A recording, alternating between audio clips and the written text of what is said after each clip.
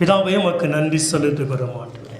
நீ வாக்கு தத்தம் பண்ணினவர் வாக்கு மாறாத தெய்வன் ஆண்டவரே. நீர் எங்களுக்கு வைத்திருக்கிற நன்மையான பூர்ணமான எல்லா ஈவுக்கும் வரங்களுக்கும் நன்றியோடு ஸ்தோத்தரிக்கிறோம் ஆண்டவரே.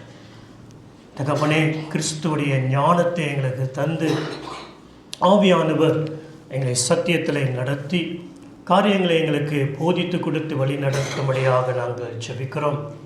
எங்களோடு பேசும் எங்களுக்கு வேண்டிய வார்த்தை எங்களுக்கு உடைய வாயிலிருந்து அனுப்பி ஆண்டவரே எங்களை கட்டும், எங்களை உருவாக்கும், எங்களை சரப்படுத்தும்படியாக எங்களை ஒப்புக்கொடுக்கிறோம். அந்த நாமம் மகிமையடையட்டும், பரிசுத்தப்படட்டும். இயேசுவின் நாமத்தில் பிதாவே, ஆமென். இன்றைக்கு வாசிக்கிற வேத வசனம் ரோமர் 12ஆம் அதிகாரம் வசனம் 1 2 நமக்கு தெரிந்த ஒரு வசனம். ரோமர் 12ஆம் அதிகாரம் வசனம் 1 2. அப்படி இருக்க சகோதரரே, நீங்கள் உங்கள் சரீரங்களை பரிசுத்தமும் தேவனுக்கு பிரியவுமான ஜீவ பலியாக ஒப்புக் கொடுக்க வேண்டும் என்று தேவனுடைய இரக்கங்களை முன்னிட்டு உங்களை வேண்டிக் கொள்கிறேன். இதுவே நீங்கள் செய்யத்தக்க புத்தியுள்ள ஆராதனை. நீங்கள் இந்த பிரபஞ்சத்திற்கு ஒத்த வேஷம் தெரியாமல் தேவனுடைய நன்மையும் பிரியமும் பரிபூர்ணமான சித்தம் இன்னதென்று பகுத்தறியத்தக்கதாக உங்கள் மனம் புதிதாகுகிறதுனாலே மறுரூபமாகுங்கள். இதன் அனைவருக்கும் தெரிஞ்ச ஒரு வசனம். பப்புசாக பவுல் ரோமர் இருக்கிற திருச்சபைக்கு எழுதும் பொழுது நம்மளுடைய ஜனங்களுக்கு உற்சாகமாக சொன்னுகிற காரியங்கள், முதலாவது நம்மளுடைய சரீரத்தை தேவனுக்கு ஜீவ பலியாக பரிசுத்தமும் ஏற்றுமாக நாம் செலுத்த வேண்டும். 2வது நம்மளுடைய மனம் புதிதாகிறதுனாலே மறுரூபமாக வேண்டும் என்று ஒரு காரியத்தை அங்கே எழுதுகிறதை நாம் இங்கே பார்க்கிறோம். இங்கே நம்ம பார்ப்போம் என்றால், முதலாவது ஒரு காரியம் சொல்லப்படுகிற காரியங்கள், நம்மளுடைய சரீரத்தை ஜீவ பலியாக நாம் தேவனுக்கென்று ஒப்பு கொடுத்து வாழ வேண்டும். அல்லேலூயா. நாம் சரீரத்தை ஜீவ பலியாக தேவனுக்கு கொடுக்க வேண்டும். அந்த சரீரம் பரிசுத்தமும் அவருக்கு பிரியமாக ஏற்றதாக காணப்பட வேண்டும் என்று வேதம் சொல்கிறது. இந்த சரீரத்தை குறித்து நம்ம பார்ப்போம் என்றால், முதலாவது இந்த சரீரத்தை குறித்து நம்ம பார்க்க வேண்டிய ஒரு காரியம் இருக்கும் என்றால், 1 கொரிந்தியர் 6ஆம் அதிகாரம் 19-20 வசனத்தில் பார்க்கும் பொழுது, நம்ம இந்த சரீரத்துக்கு சொந்தக்காரர் அல்ல. இந்த சரீரத்தை தெய்வன் தன்னுடைய இரத்தத்தினாலே ஒரு விலையை கொடுத்து அவருடைய ஜீவனை தந்து நம்மளுடைய சரீரத்தை அவர் வாங்கி கொண்டார். ஆகையாலே நமக்கு இருக்கிற இந்த சரீரம் நமக்கு சொந்தமான சரீரம் அல்ல, அவருக்கு சொந்தமான ஒரு சரீரமாக இருக்கிறதுனாலே இந்த சரீரத்தை நம்ம மீண்டுமாக அவருக்கென்று தான் நம்ம பயன்படுத்த வேண்டும், அவருக்கென்று தான் நம்ம கொடுக்க வேண்டும். ஆமென். இது நம்மளுடைய சரீரம், நம்ம எப்படியெல்லாம் வாழலாம் என்று எண்ணம் இருக்கும் என்றால் அது தவறான ஒரு காரியங்கள். கொரிந்தியர் புஸ்தகத்தில் வாசிப்போம் என்றால், இந்த கொரிந்தியர் புஸ்தகம் ஏறக்குறைய ஒரு 3 இல்லை 4 கடிதங்கள் எழுதப்பட்ட ஒரு புஸ்தகமாக காணப்படுகிறது. அப்போஸ்தலர் பவுலுக்கு அங்கு கொரிந்தியர் தேசத்திலிருந்து ஜனங்கள் கடிதம் எழுதினார்கள். அதற்கு பதிலாக பவுல் கடிதம் எழுதுகிறார். அதில் எழுதும்போது தான் ஒரு காரியம் சொல்லும் போது அவங்க சொல்கிற காரியங்கள், இந்த சரீரத்தினாலே நாங்கள் எதை நினைத்தாலும் எதை விரும்பினாலும் நாங்கள் செய்யலாம், ஏன்னா இது எங்களுடைய சரீரம் என்று அவங்க எழுதும் போது பவுல் சொல்கிறார், நம்ம எல்லாவற்றையும் செய்ய முடியும், ஆனால் எல்லாமே எனக்கு தகுதியற்றதல்ல. நான் எதை செய்ய வேண்டும் எதை செய்யக்கூடாது என்று வேதம் நம்மளுக்கு சொல்ல இருக்கிறது. ஆகையால தகுதியான காரியத்துக்கு தான் இந்த சரீரம் பயன்படுத்தப்பட வேண்டும், செயல்பட வேண்டும் என்று அங்கு அப்போஸ்தலர் பவுல் கொரிந்தியர் சபைக்கு போதிக்கிறதை நாம் பார்க்க முடியும். அல்லேலூயா. ஆமென். ஆகையாலே நாம் மறுரூபமாக வேண்டும், நம் உலகத்தோடு ஒத்த வேஷம் தரிக்கக்கூடாது. இதுக்கு போக முன்பாக ஒன்று அறிய வேண்டும், இந்த சரீரத்தை நான் ஜீவ பலியாக நான் அவருக்கு கொடுக்க வேண்டும். ஆமென். ஏனென்றால் இந்த சரீரத்தின் மூலியமாக தான் என்னுடைய சிந்தனை அது காரியத்தை சொல்லி செயல்பட போகிறது. ஆகையால் முதலாவது இந்த சரீரம் எனக்கு சொந்தமானதல்ல, அவர் எனக்கு கொடுத்த சரீரமாக இருக்கிறதுனாலே நான் அவருக்கு ஜீவ பலியாக கொடுக்க வேண்டும். 2வது வாசிப்பு ரோமர் 6ஆம் அதிகாரம் 13வது வசனம். நீங்கள் உங்கள் அவயங்களை அநீதியின் ஆயுதங்களாக பாவத்திற்கு ஒப்புக்கொடாமல் உங்களை மரித்தோரிலிருந்து பிழைக்கிறவர்களாகிய தேவனுக்கு ஒப்புக்கொடுத்து உங்கள் அவயங்களை நீதிக்குரிய ஆயுதங்களாக தேவனுக்கு ஒப்புக்கொடுங்கள். ஆமென். இங்க பவுல் ரோமர்ஸ் இருக்கிற சபைகளுக்கு எழுதுமா சொல்கிற காரியங்கள், பாவமானது நம்மளுடைய சரீரத்தின் அங்கத்திலே அது ஆளுகை செய்யாதபடிக்கு, do not let the sin reign in the members of your body. அங்கே இந்த காரியத்தில் எந்த அங்கத்தில் பாவங்கள் செயல்படுகிறதோ அப்படிப்பட்ட காரியத்தை அந்த அங்கத்துக்குள் அந்த பாவம் கிரிகை செய்யாதபடிக்கு இருக்க வேண்டும் என்று பவுல் சொல்கிறார். அப்படிப்பட்ட காரியங்களுக்கு இடம் கொடுக்காதீர்கள். ஆனால் அதுக்கு மாறாக நீங்கள் செய்ய வேண்டிய ஒரு காரியம் என்னது என்று சொல்லும் போது அவர் சொல்லுகிறார், நீதிக்கு என்று உங்களுடைய சரீரத்தின் அங்கங்களை நம்ம என்ன செய்ய வேண்டும்? ஒப்பு கொடுக்க வேண்டும். அதுவே நம்ம செய்கிற ஜீவ பலியாக மாறுகிறது. அல்லேலூயா. நம்ம இந்த உலகத்தில் வாழ்கிற இந்த வாழ்க்கை சரீரம் கொடுக்கப்பட்டிருக்கிறது. நாம் மரித்து போகும் என்றால், இந்த சரீரம் நமக்கு இல்லாமல் போகும் என்றால், இந்த உலகத்தில் வாழ்வதற்கு நமக்கு எந்த ஒரு அதிகாரமும் இல்லை. யாரோ ஒரு மனுஷன் பூமியிலே வாழ வேண்டும் என்றால் அவனுக்கு சரீரம் இருக்க வேண்டும். அந்த சரீரத்தை விட்டு விலகின அந்த ஆவிக்கும் ஆத்மாவுக்கும் இந்த பூமியிலே வாழ்வதற்கு அதிகாரம் இல்லை. ஆகையால் இந்த பூமியிலே வாழ்கிற நம்ம இந்த சரீரத்திலே பாவம் மேற்கொள்ளாதபடிக்கு நம்ம என்ன செய்ய வேண்டும்? நம்மளுடைய சரீரத்தை ஜீவ பலியாக நீதிக்கு என்று அந்த அங்கத்தை நம்ம கொடுக்க வேண்டும். ஆமென்.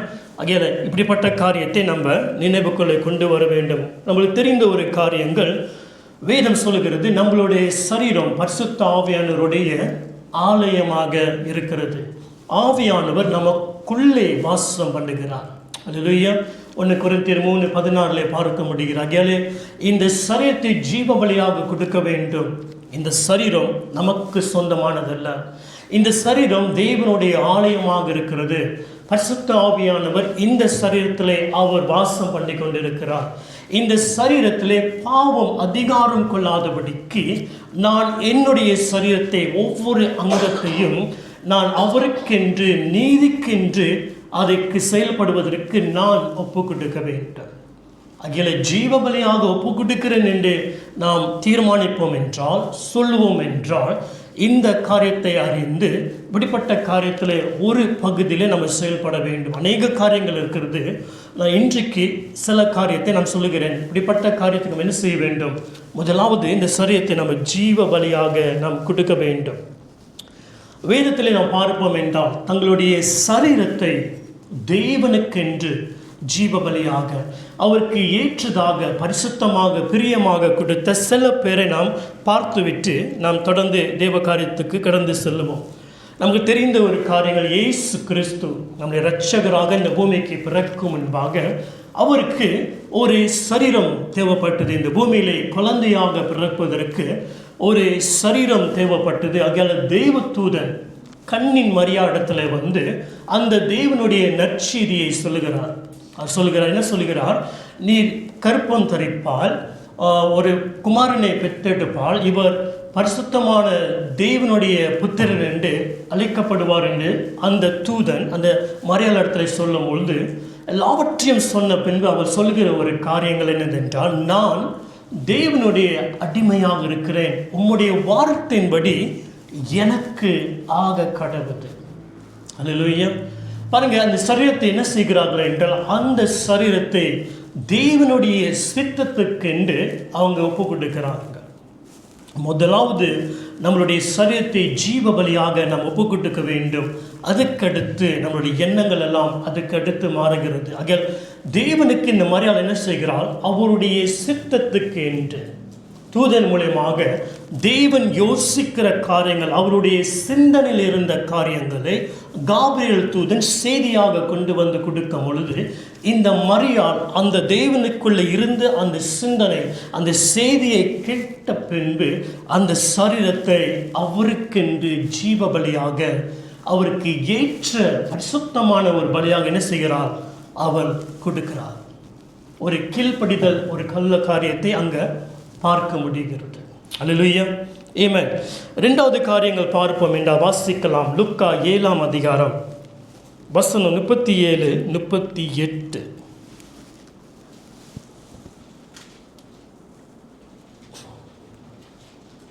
அப்பொழுது அந்த ஊரில் இருந்த பாவியாகிய ஒரு ஸ்திரீ அவர் பரிசேயன் வீட்டிலே பந்தி இருக்கிறதை அறிந்து ஒரு பரணியில் பரிமள தைலம் கொண்டு வந்து அவருடைய பாதங்களின் அருகே பின்னாக நின்று அழுது கொண்டு அவருடைய பாதங்களை தன் கண்ணீரினால் நனைத்து தன் தலைமயிரினால் துடைத்து அவருடைய பாதங்களை முத்தம் செய்து பரிமள தைலத்தை பூசினாள். ஆமென். இங்கே இன்னொரு ஒரு ஹிஸ்டரியை பார்க்கிறோம். இவள் என்ன செய்தாள் என்றால், இயேசு கிறிஸ்து ஒரு பரிசேயன் வீட்டில் உணவு உண்ணும்படியாக அழைக்கப்பட்டார். அதனால அவங்க யூதர்கள் பாடும்படி கேஸ் போனாங்களோ அவங்க அமர்ந்து கொண்டு அந்த காலை ஒரு மாதிரி மடக்கி கொண்டு அமர்ந்து கொண்டு அவங்க பேசிக்கொண்டு போஜனம் பண்ணி கொண்டு இருப்பார்கள். இன்றைக்கி நாற்காலில் உட்காந்துட்டு மேசையில் உட்காந்துட்டு ஃபாக் அண்ட் ஸ்பூன் கத்திலாம் பாய்க்கிற மாதிரி அப்படி இல்லை.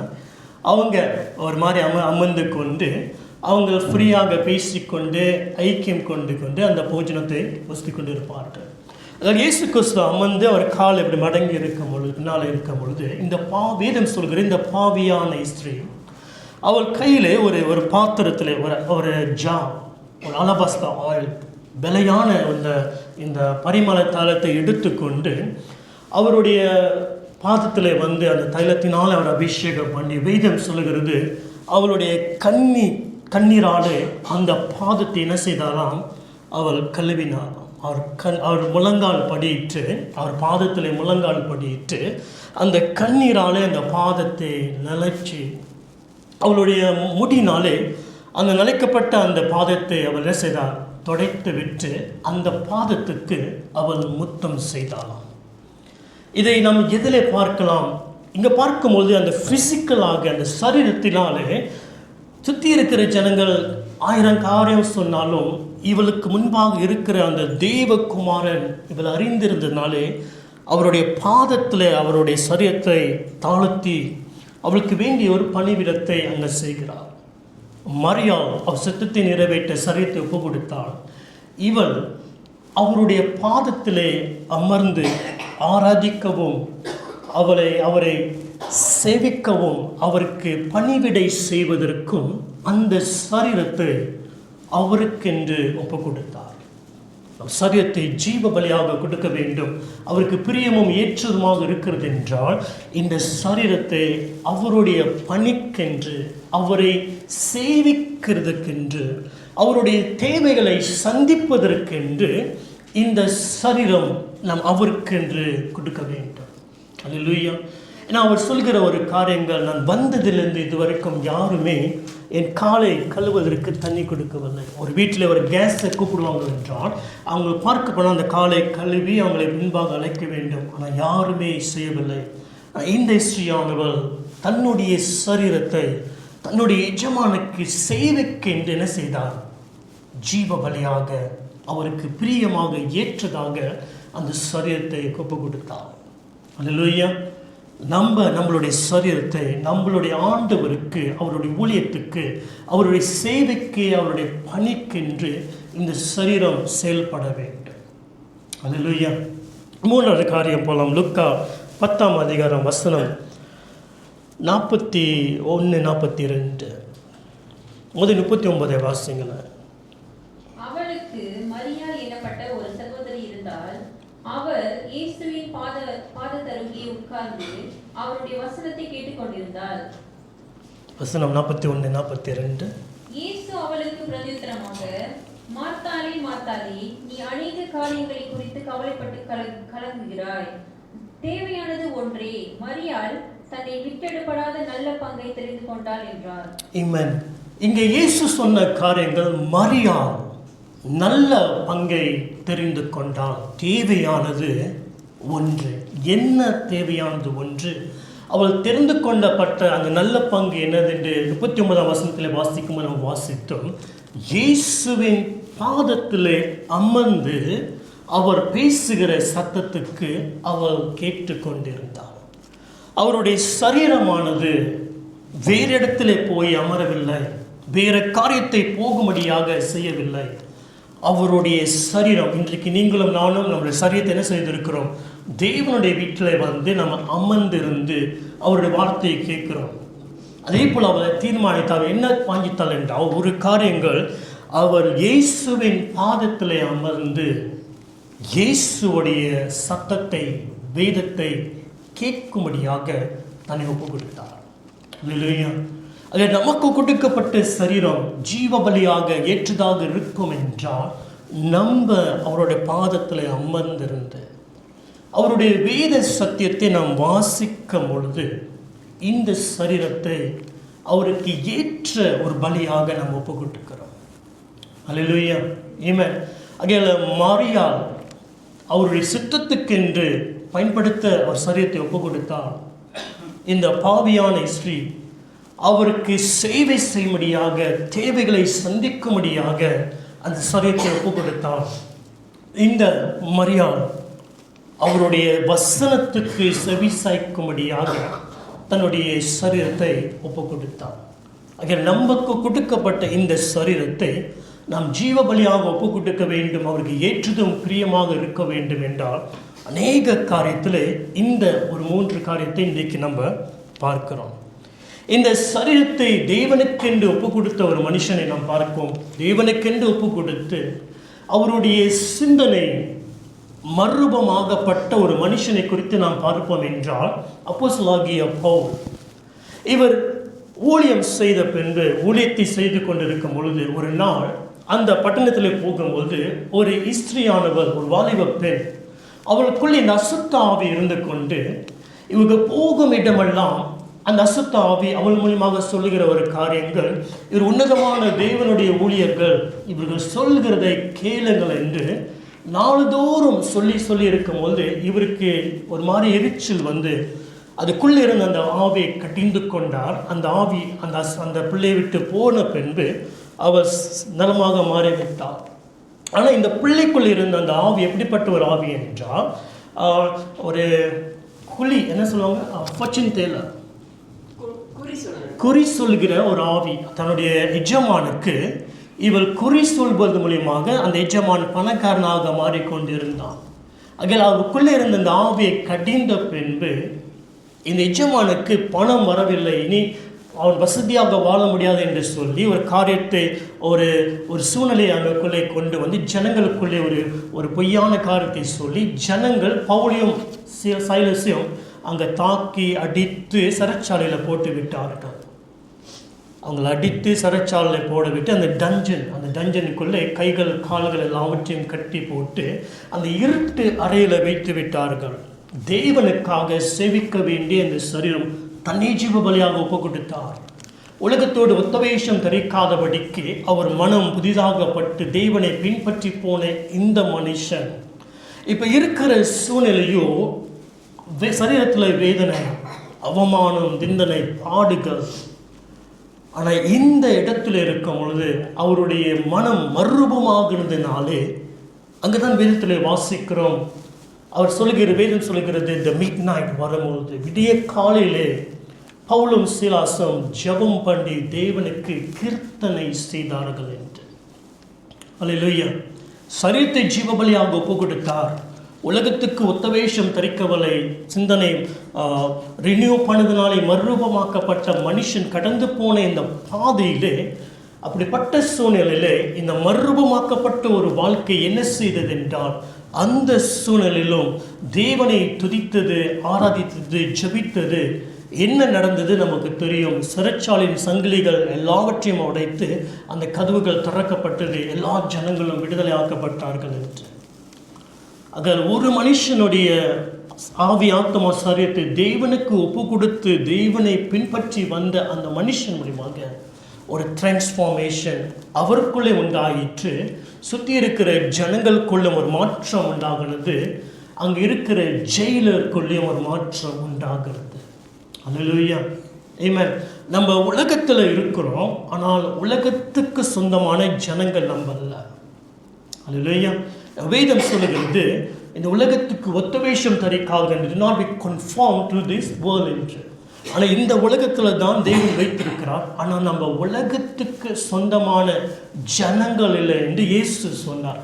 யோவான் 17 பார்க்கும் பொழுது அவர் பிதாவை பார்த்து ஜெபிக்கிற ஒரு காரியங்கள், நான் இவங்களை உலகத்திலேருந்து எடுக்க சொல்லவில்லை, நான் இந்த உலகத்தில் இருக்கும் பொழுது நீர் எனக்கு கொடுத்த சத்தியத்தின் மூலியமாக இவங்களை காத்து கொண்டேன். சத்தியத்தின் மூலியமாக இவங்களை இந்த உலகத்தில் நான் காத்து கொண்டேன். இப்போ இந்த உலகத்தை விட்டு நான் போகிறேன். ஆனால் இவர்களை இந்த உலகத்தில் இருக்கிறார்கள், தீமையிலிருந்து இவர்களை காத்து கொள்ளுங்கள் என்று அவர் பிதாவை பார்த்து இந்த பூமியில் இருக்கும்போது ஜெபித்த ஜெபம். ஆக உலகத்தில் இருக்கிற உங்களுக்கும் எனக்கும் ஆண்டவர் ஜெபித்தார். தீமையானது நம்மளை சேதப்படுத்தாதபடி காத்துக்கொள்ளும்படியாக ஜெபித்தார். ஆமென். உலகத்திலேருந்து நம்மளை எடுக்கும்படியாக அவர் சொல்லவில்லை. உலகத்தில் வைத்திருக்கிறார். உலகத்தில் உபத்திரங்கள் இருக்கிறது, துன்பம் இருக்கிறது. நாம் உலகத்துக்கு செய்த ஜனங்கள் இல்லை. ஆகியாலே நம்ம வாழ்கிற இந்த வாழ்க்கை உலகத்தோடு ஒத்த வேஷம் தரிக்காத ஜனங்களாக நீங்களும் நானும் வாழ வேண்டும். அல்லேலூயா, ஆமென். ஆகையால ஒரு காரியம் மறந்திருக்க, சரீரத்தை ஜீவ பலியாக நாம் தேவனுக்கென்று கொடுக்க வேண்டும். மீண்டும் வாசிப்போம். ரோமர் 12:1-2 இரண்டாவது பகுதிக்கு நாம் போகலாம். அப்படி இருக்க சகோதரரே, நீங்கள் உங்கள் சரீரங்களை பரிசுத்தமும் தேவனுக்கு பிரியமுமான ஜீவ பலியாக ஒப்புக் கொடுக்க வேண்டும் என்று தேவனுடைய இரக்கங்களை முன்னிட்டு உங்களை வேண்டிக் கொள்கிறேன். இதுவே நீங்கள் செய்யத்தக்க புத்தியுள்ள ஆராதனை. நீங்கள் இந்த பிரபஞ்சத்திற்கு ஒத்த வேஷம் தெரியாமல் தேவனுடைய நன்மையும் பிரியமும் பரிபூர்ணமான சித்தம் இன்னதென்று பகுத்தறியத்தக்கதாக உங்கள் மனம் புதிதாகுகிறதுனாலே மறுரூபமாகுங்கள். ஆமென். இங்க பார்க்கிறோம் ரெண்டு காரியத்தை நம்ம இன்னைக்கு பார்க்க. ஒன்று, நம்மளுடைய வாழ்கின்ற பூமியில சரித்து ஜீவபலியாக கொடுக்க வேண்டும். ஆக நம்ம அதை பார்த்து விட்டோம். ரெண்டாவது காரியம் சொல்லுகிற, நம்ம உலகத்தோடு ஒத்த வேஷம், do not be conformed to the image of this world. உலகத்தோடு ஒத்த வேஷம் தரிக்காதபடிக்கு நம்மளுடைய சிந்தனைகள் புதுப்பிக்கிறதுனாலே மறுரூபமாக வேண்டும் என்று. நம் உலகத்துக்கு சொந்தமான ஜனங்கள் அல்ல. ஆக நம்ம யாருக்கு சொந்தம்? அவருக்கு சொந்தம், பிதாவுக்கு நாம் சொந்தம். அவர் என்ன செய்தார் என்றால், ரோமர் 8:29 பார்க்கும் பொழுது, உலகம் தோன்றும் முன்பாகவே அவர் நம்மை கிறிஸ்துவுக்குள்ளே முன்குறித்து நாம் கிறிஸ்துவுக்கு ஒப்பாக மாறும்படியாக நம்மளை முன்குறித்தார். உலகம் தோன்றும் முன்பாக நம்மளை முன்குறித்தார். எப்படி முன்குறித்தார்? கிறிஸ்துவுக்கு ஒப்பாக நாம் மாறும்படியாக அவர் உங்களையும் என்னையும் தேர்ந்தெடுத்தார். அல்லேலூயா. இந்த உலகத்திலேருந்து நம்மளை தேர்ந்தெடுத்ததினாலே நம் உலகத்துக்கு சொந்தமானவர்கள் அல்ல. அதான் சொன்னார், உலகம் உங்களை வெறுக்கும். ஏனென்றால் நீங்கள் உலகத்துக்கு சொந்தமானவர்கள் அல்ல, நான் உங்களை தெரிந்து விட்டேன். அதை தெரிந்து கொண்ட உங்களையும் என்னையும் இப்போ உலகத்தில் வாழுகிற நீங்களும் நானும் உலகத்தோடு ஏற்ற ஜனங்களாய், ஒத்த வேஷ வைக்கிற ஜனங்களாய் வாழறதுக்கு அல்ல, நீங்கள் கிறிஸ்துவுக்கு ஏற்ற ஜனங்களாக மறுரூபமாகுவதற்காக நம்மை தேர்ந்தெடுத்திருக்கிறார். வாசிக்கும் ரோமர் 8:29. குமாரன் அநேக சகோதரர்களுக்குள்ளே முதற் பேரானவராய் இருக்கும் பொருட்டு தேவன் எவர்களை முன்னறிந்தாரோ அவர்களை தமது குமாரனுடைய சாயலுக்கு ஒப்பாயிருப்பதற்கு முன் குறித்திருக்கிறார். Amen. Called to be conformed to the image of his son. அங்கே ரெண்டு காரியத்தின் நடுவில் தான் நீங்களும் நானும் மாற்றிக்கொண்டிருக்கிறோம். ஒவ்வொரு நாளும் பிசாசானவன் நம்மை இந்த உலகத்துக்கு ஏற்ற காரியத்துக்கு வாழும்படியாக அவன் என்ன செய்கிறான்? இழுத்து கொண்டு தான் இருக்கிறான். ஆனால் ஒன்னொரு காரியங்கள், பிதாவானவர் கிறிஸ்துவுக்கு முன்பாக நம்மளை முன்குறித்து அவருக்கு ஒப்பாக மாற வேண்டும் என்று நமக்கு கிறிஸ்துவின் சிந்தனையை கொடுத்திருக்கிறார். அது ரெண்டு இடத்திலும் இருக்கிற நம் தீர்மானிக்க வேண்டும். யோசுவாவை அவர் அழைக்கும் பொழுது, யோசுவா வந்தார்னா யோசுவா வந்துடுவார், பைபிள் இருந்தார். யோசுவாவை அழைக்கும் பொழுது யோசுவாட்ட சொன்ன ஒரு காரியங்கள், நீ வலது பக்கமும் இடது பக்கமும் சாயாதபடிக்கு உன் வேதத்தில் என்ன செய்ய வேண்டும்? நீ கவனமாக இருக்க வேண்டும். ஆக நமக்கு கொடுக்கப்பட்டு இருக்க இந்த பூமி வாழ்க்கையில் சாசானவன் என்ன செய்கிறான்? நம்மளை இழுக்க பார்க்கிறான். ஏனென்றால் 2 கொரிந்தியர் 4:4 சொல்கிறது, He is the God of this world. உலகத்துக்கு அவன் கடவுளாக இருக்கிறான். இந்த உலகம் என்று சொல்லும் போது நீங்கள் மறந்துடக்கூடாது, ஒரு 3 காரியத்தை வித்தியாசமாக பார்க்கலாம். ஒன்று, நம்ம இருக்கிற இந்த பூமியானது தேவனுக்கு சொந்தம். பூமியும் அதன் நிறைவும் கர்த்தருடையது. ஏமே. ரெண்டாவது காரியம் பார்க்கும் என்றால், தேவன் உலகத்தை நேசித்ததினால ஒரே பேரான குமாரனை அவர் அனுப்பினபோது அந்த கேட்டகரிகளை பார்க்கும்பொழுது உலகம் என்று சொல்லும்பொழுது ஜனங்கள் மனுஷ குலத்தை நேசித்ததினாலே ஒரே பேரான குமாரனை அவர் அனுப்பினார்.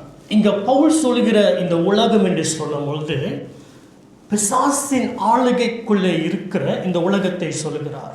ஆகையால இந்த பிசாசின் ஆளுகைக்குள்ளே, பிசாசுடைய கண்ட்ரோல்குள்ளே ஜனங்கள் மூலியமாக செயல்படுகிற அந்த செயலுக்குள்ளே இழுக்கிற இந்த கிரிகைக்குள்ளே நம்மளும் இணைந்து ஒத்தவேஷம் தரித்து வாழாதபடிக்கு நாம் கிறிஸ்துவுடைய சாயலுக்கு ஒப்பாக மறுவமாக்குவதற்காக அழைக்கப்பட்டதினாலே நாம் எடுக்கிற தீர்மானம் தான் ஒன்று என்னை இங்கே கொண்டு போகிறது, இல்லைன்னா அந்த இடத்துக்கு கொண்டு போக செய்கிறது. ஆதாமை படைத்து விட்டு ஏதேன் தோட்டத்தில் அவனுக்கு தீர்மானிக்கும்படியாக காரியங்களை கொடுத்தார். அவர் சொன்னார், இந்த பழத்தை சாப்பிட்டே என்றால் நித்திய காலமாக ஜீவிக்க போகிறாய், ஆனால் இதை சாப்பிடுவே என்றால் நீ என்ன செய்வாய், மரித்து போவாய் என்று. அந்த இடத்துல பிசாசு அவன் என்ன செய்தான், வஞ்சகமாக பொய்யாக அவன் என்ன செய்தான், ஏமாற்றி இந்த ஆதாம் ஏவாளுக்குள்ளே இந்த உலகத்தின் ஆசைகளை கொண்டு வந்து நான் என்ற ஒரு பார்வைக்குள்ளே அவங்களை வைத்து தங்களை புகழும்படியாக பார்க்கும்படியாக ஏமாற்றதுனாலே அந்த உலகத்தின் காரியத்தில் விழுந்து போயிட்டார்கள். இயேசு கிறிஸ்து இந்த பூமியிலே வந்தார், இந்த உலகத்திலே ஜீவித்தார். ஆனால் அவர் ஜீவிக்கும் பொழுது நான் என்ற எண்ணங்கள் அவருக்கு இல்லை. ஆனால் அவர் வாழும் பொழுது அவருக்குள்ள இருந்த எண்ணம் எல்லாம் பிதாவானவர் என்ற ஒரு சிந்தனை இருந்ததினாலே இந்த உலகத்தை என்ன செய்தார், அவர் மேற்கொண்டார். அல்லேலூயா. அதான் இயேசு கிறிஸ்து சொல்வார், இந்த உலகத்தின் அதிபதி வருகிறான், ஆனால் அவனுக்கு ஏற்ற காரியங்கள் என்னிடத்தில் ஒன்றுமே இல்லை.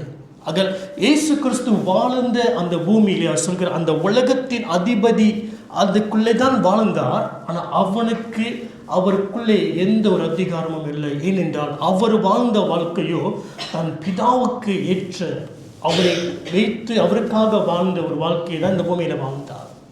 அல்லேலூயா. ஆகையால் உங்களுக்கும் எனக்கும் கொடுக்கப்பட்ட இந்த வாழ்க்கை நம்ம வாழ வேண்டும் என்றால் நம்மளுடைய நோக்கம் எல்லாம் இயேசுவை குறித்த ஒரு எண்ணமாக இருக்க வேண்டும்.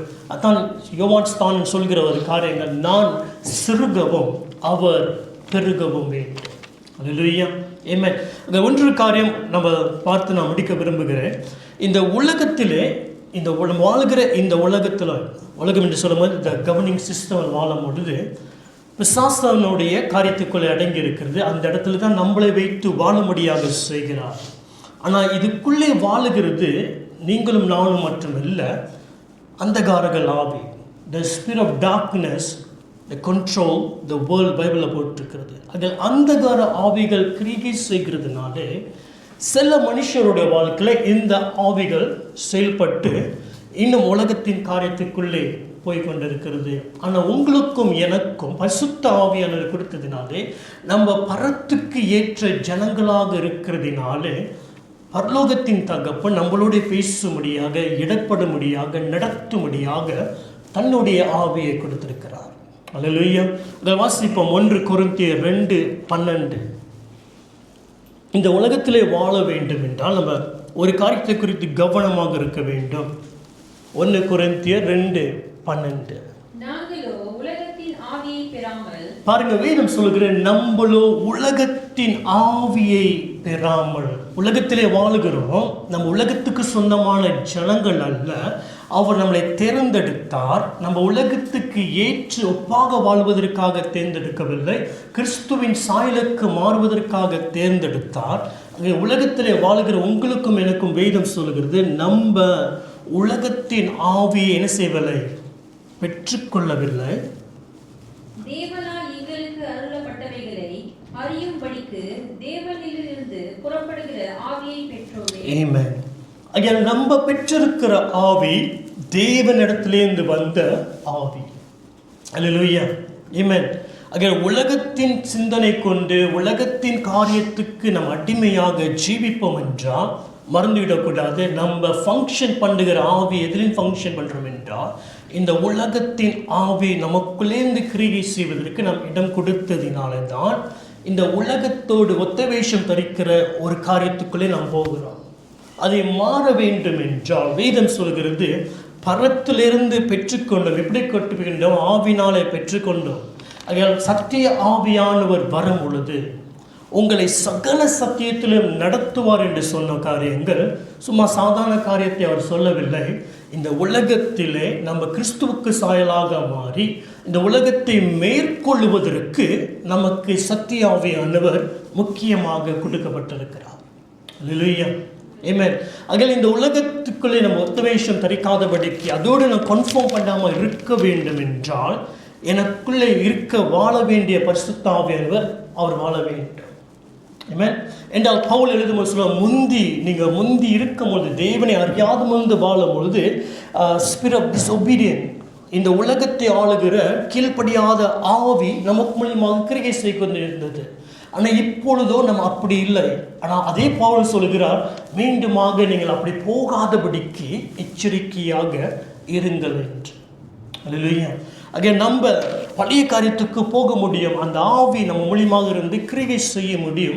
அது கிரிகை செய்தால் நம்ம உலகத்துக்கு ஏற்ற ஜனங்களும் உலகத்துக்கு ஒத்தவேஷம் தரிக்கிறவர்களால் மாற்றிவிட்டோம்.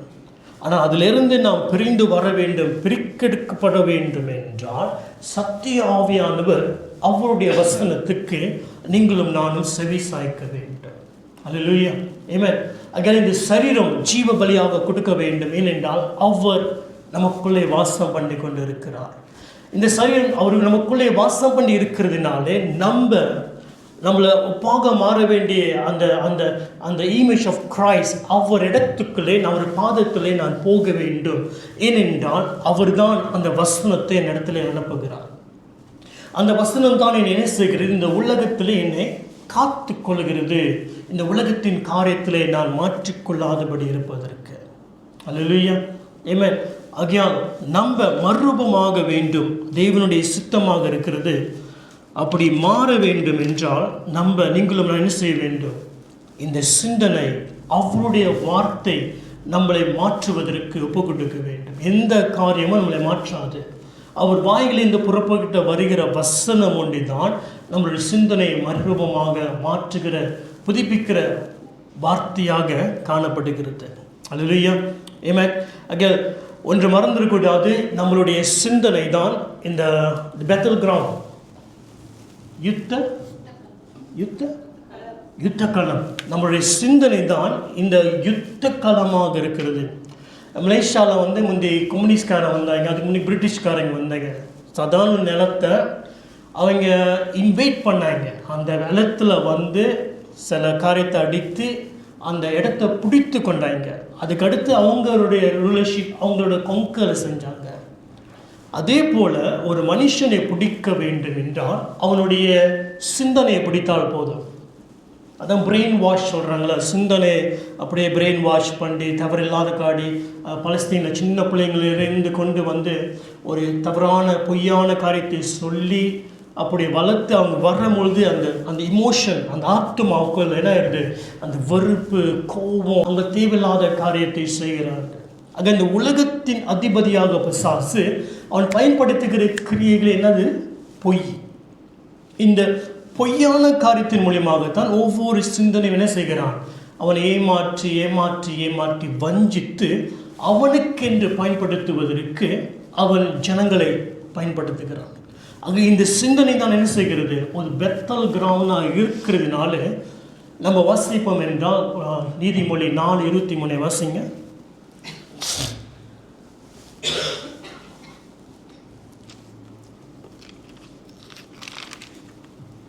எல்லா காவலோடும் உன் இருதயத்தை காத்துக்கொள், அதன் நிலத்திலிருந்து ஜீவ ஊற்று புறப்படும். ஆமென். அகல் வேதம் சொல்கிறது, எல்லா காவலோடும் உன்னுடைய இருதயம், உன்னுடைய தாட், கான்ஷியஸ், சப்கான்ஷியஸ் மைண்ட், இதெல்லாவற்றையும் என்ன செய்ய நீ காவலாக காத்துக்கொள். ஏனென்றால் அதில் இடத்திலிருந்து தான் ஜீவனுக்கு ஏற்ற காரியங்கள் வருகிறது. இந்த பூமியில் நம்ம வாழ்ந்திருக்கோம் என்ன, man think so is he. அந்த மனுஷன் எப்படி சிந்திக்கிறானோ அவன் அப்படியாக இருக்கிறான். ஆக இந்த பூமியில் 80 வருஷம் வாழ்க்கை இருக்கும் என்றால், இல்லை 120 வருஷம் வாழ்க்கை இருக்கும் என்றால், அவன் எப்படி சிந்திக்கிறானோ அப்படிதான் இருக்கிறான். ஆகையால் அந்த சிந்தனைக்கு தான் எல்லா விதமான யுத்தங்களும் நடந்து கொண்டிருக்கிறது. ஒன்று, இந்த உலகத்துக்கு ஏற்ற காரியத்துக்காக பிசாசு இந்த உலகத்தின் ஆவி மூலியமாக தாக்குகிறான். ஒன்றொன்று நமக்கு இந்த உலகம் சொந்தம் இல்லை, ஆனால் உலகத்தில் தேவனுடைய ராஜ்யத்தின் காரியத்தை செய்வதற்காக இயேசு அவருக்காக தேர்ந்தெடுத்தார். பரிசுத்த ஆவியானவர் நம்ம மூலியமாக இருந்து அந்த காரியத்தை செய்கிறார். அது ரெண்டு ஆவி சத்தத்தில் இருக்கும்போது நம்ம யாருக்கு நம்ம செவி கொடுக்கிறோம்? அதுதான் பாவம் செய்த பின்பு ஆண்டவர் கேட்கிறது, ஆதாமே நீ எங்கே இருக்கிறாய்? நான் மறந்து இருக்கிறேன். யார் சொன்னால் நான் நேக்கடாக இருக்கிறேன். நேக்க தமிழ் என்ன சொல்லுவாங்க? நிர்வாணமாக இருக்கிறேன், இல்லை முண்டை கட்டி சொல்லியிருக்க நிர்வாணமாக இருக்கிறேன்னு. அதுக்கு யாரா சொன்னால் நீ நிர்வாணமாக இருக்கிறேன்னு? அப்போ நீ யாரோடைய சத்தத்தை கேட்டு சொல்ல, நீ இப்போ யார் சொன்னவன்ட்ட? அப்போ நீ யாரோடைய சத்தத்தை கேட்டிருக்க? கேட்க வேண்டிய சத்தத்தை விட்டு விட்டு யாரோ சத்தத்தை கேட்டதுனால இப்போ நீ இப்படி இருக்கிற. அப்போ அங்கே பார்க்குறோம், யார் சொன்னா நீ நிர்வாணமாக இருக்கிற? அவன் சொல்கிறான், நான் சொல்லி அவர் கேட்குறாரு, நான் சாப்பிட வேணான்னு சொன்னேன்னு, நீ சாப்பிட்டியா? அப்போ அவர் சொன்ன காரியத்தை விட்டு விட்டு வேறு சத்தத்துக்கு செவி சாய்க்கும் போது தான் என்ன நடக்கிறது? இந்த உலகத்துடைய ஆவி நம்மளை உலகத்துக்குள்ளே கொண்டு போய் உலகத்திற்குள்ளே அடிமையாக மாற்றி விடுகிறது. தேவனுக்கு நம்ம சொந்தமில்லாதபடிக்கு, தேவனுடைய காரியத்தை செய்ய முடியாதபடிக்கு, உலகத்தின் காரியத்தை செய்யும்படியாக நம்மளை திசை திருப்புகிறது. அது இல்லையா? அங்கே எந்த ஆவிக்கு சத்தம் கொடுக்கிறோம் என்று கவனமாக நம்ம இருக்க வேண்டும். ஏமா வேதத்தில் பார்ப்போமே, வேதம் சொல்லுகிறது, எல்லா ஆவியை நம்ம நம்பாதபடிக்கு ஆவிகளை நம்ம என்ன செய்ய வேண்டும்? பகிட்டு அறிய வேண்டும். டெஸ்ட் தி ஸ்பிரிட். எந்த ஆவி பேசுகிறது? ஏனென்றால் பொய்யான கிறிஸ்து, பொய்யான போதகர்கள், பொய்யான தீர்க்கதரிசிகள் வருகிறார்கள். பார்க்குவதற்கு கிறிஸ்தவங்கள் தான், ஆனால் வேலை செய்கிற ஆவியோ உலகத்தின் ஆவி. அவர் மூலியமாக நம்மளை வஞ்சிக்கும்படியாக, நம் சிந்தனையை புடிக்கும்படியாக அது பேசுகிறது. நீங்களும் நானும் எச்சரிக்கையாக இருக்க வேண்டும். இல்லையா? நம்ம கேட்க வேண்டிய சத்தமோ நம்ம நல்ல மேய்ப்பனுடைய சத்தத்தை கேட்க வேண்டும். அதை கேட்க வேண்டும் என்றால் முதலாவது என் சரீரம் அவருக்காக ஓட வேண்டும், அவர் பாதத்தில் இருக்க வேண்டும், ஜீவ பலியாக நான் ஒப்பு கொடுக்க வேண்டும். சரியான நேரத்தில் சரியான இடத்துல என் சரீரம் இல்லாவிட்டால் நான் வேறு இடத்துல இருப்பேன் என்றால் என்னை விலகுக்கிறதுக்கு ஒரு சூழ்நிலை ஆகிவிட்டோம். தாவீது யுத்தம் காலத்தில் யுத்தத்துக்கு போயிருக்க வேண்டும். அனைவருக்கு யுத்தத்துக்கு போகாமல் மேலறையில் இருந்ததுனால பெத்ஷிபாவை பார்த்து பாவத்தில் விழுந்து போனான். ஆகையால சரியான நேரத்தில் சரியான இடத்துல இருக்கிற நான் என்று நம்ம சோதித்து அறிந்து ஆராய்ந்துக்க வேண்டும். ஏமா அது இல்லையா? ஆகையால நம்ம உலகத்துக்கு ஒத்தவேஷம் தரிக்காதபடிக்கு நம்ம சிந்தனை புதுப்பிக்கிறதுனால மறுபமாக வேண்டும். அதுக்கு முன்பாக என் சரீரத்தை ஜீவ பலியாக நான் ஒப்பு கொடுக்க வேண்டும். அது ஒப்பு கொடுத்த பின்பு பரிசுத்த ஆவியானவருடைய சத்தத்துக்கு நாம் செவி சாய்க்க வேண்டும். அல்லையா? யாரும் எழுந்து நிற்போம், நம்ம செவித்து முடிக்கலாம். பிதாவே, உமக்கு நன்றி செலுத்துகிறோம். பரிசுத்த ஆவியானவர் எங்களுக்கு வேண்டிய சத்தத்தை எங்களுக்கு வேதத்தில் எழுதி வைத்ததற்காக நன்றி செலுத்துகிறோம். இயேசு சொன்னதை போல மனம் திரும்புங்கள், பரலோக ராஜ்யம் சமீபமாக இருக்கிறது என்று. ஆண்டவரே, இதோ எங்களுடைய சிந்தனைகள் ஆண்டவரே இன்றைக்கு உமக்கு பிரியமில்லாத யோசனைகள், பிரியமில்லாத காரியங்கள், சிந்தனைகள் வழிகளில் நடந்து கொண்டிருக்கும் என்றால் ஆண்டவரே, நாங்கள் இன்றைக்கு மனம் திரும்புகிறோம். அந்த காரியங்களை விட்டுவிட்டு, அந்த பாதைகளையும் அந்த சிந்தனையிலும் விட்டுவிட்டு ஆண்டவரே, நாங்கள் உமக்கு பிரியமாக உம்முடைய தேசத்துக்கு ஏதாக காரியத்தை சிந்திக்கும்படியாக ஆண்டவரே இன்றைக்கு எங்களை ஒப்புக்கொண்டிருக்கிறோம். பிதாவே, நீர் உம்முடைய வசனத்தை அனுப்பும். உடைய வாயிலிருந்து புறப்படுகிற வசனம் உமக்கு வறுமையை திரும்பாதபடிக்கு நீ விரும்புகிற வார்த்தை செயல்களை செய்கிறதை போல ஆண்டவரே எங்கள் இருதயத்திலும் எங்கள் சிந்தனைகளும் ஆண்டவரே நீர் விரும்புகிற காரியத்தை செய்வதற்கு ஆவியானவர் மூலியமாக ஆண்டவரே உம்முடைய வசனம் ஆண்டவரே எங்களுக்குள்ளே கிரியை செய்வதாக. ஆண்டவரே, இதோ யாக்கோபை போல ஆண்டவரே நீர் இருக்கிற இடத்திலே நாங்கள் இருந்து நீர் அமர்ந்திருக்கிற அந்த இடத்திலே சுவாமி நாங்கள் அமர்ந்து ஆண்டவரே பரத்துக்கும் பூமிக்கும் எதுவாக ஆண்டவரே காரியங்கள் செயல்படுவதற்கு ஆண்டவரே எங்களை அர்ப்பணிக்கிறோம், எங்களை ஒப்புக்கொடுக்கிறோம். ஆண்டவரே எங்கள் ஆவி ஆத்மா சரீரத்தை ஆண்டவரே நாங்கள் உமக்கு ஒப்புக்கொடுக்கிறோம். தெய்வன் தாமே எல்லாவற்றிலையும் ஆண்டவரே எங்களை கழுவி சத்தியத்தின் மூலியமாக பரிசுத்தப்படுத்தி ஆண்டவரே எங்கள் சிந்தனை ஆண்டவரை தெளிவுபடுத்தி ஆண்டவரே அந்த சத்திய ஆவியானவர் எங்களுக்குள்ளே இருந்து ஆளுகை செய்து ஆண்டவரே கண்களை திறந்து ஆண்டவரே சத்தியத்தை அறிந்து சத்தியத்துக்குள்ளே ஜீவிக்க ஆண்டவரே எங்களை வழி நடத்தும்படியாக நாங்கள் ஜெபிக்கிறோம், எங்களை ஒப்புக்கொடுக்கிறோம். நீ வழி நடத்தும் ஆண்டவரே. இதாவே வந்திருக்கிற அனைவருக்காக நன்றி செலுத்துகிறோம் ஆண்டவரே. ஒவ்வொரு குடும்பத்துக்காக நன்றி செலுத்துகிறோம் ஆண்டவரே. ஒவ்வொரு சிறு பிள்ளைகளிலிருந்து ஆண்டவரே முதியவர்களுக்கும் நன்றி செலுத்துகிறோம். நீர் ஆண்டவரே ஒவ்வொருக்குள்ளும் ஒவ்வொரு இல்லத்திலும் இருந்து ஆண்டவரே நீர் வழி நடத்தும்படியாக நாங்கள் ஜெபிக்கிறோம்.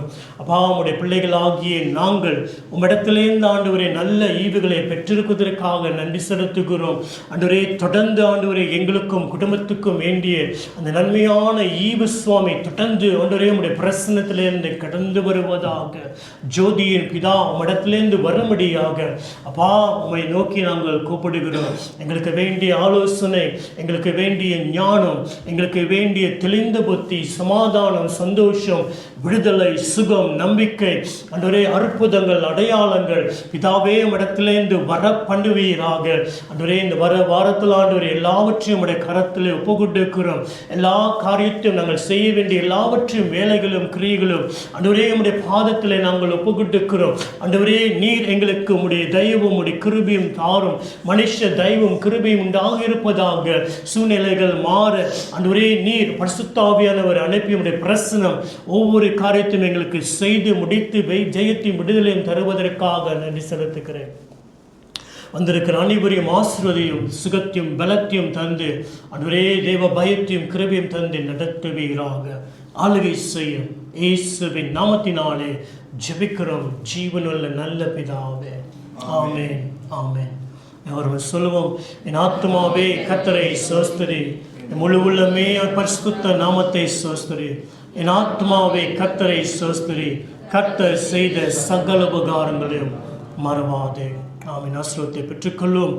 தேவன் தாமே நம்மளை ஆசீர்வதித்து நம்மளை காத்து நம்முடைய முகத்தை நம் மேலே பிரகாசித்து நம் மேலே கிருபையும் தயவுமாக இருந்து பிதாவின் அன்பினாலும் குமாரனுடைய கிருபையினாலும் பரிசுத்தாவின் அனோனிய ஐக்கியத்தினாலும் நம்மளை ஆசீர்வதித்து பலப்படுத்தி நடத்துவாராக. Amen. God bless you. Amen. Thank you.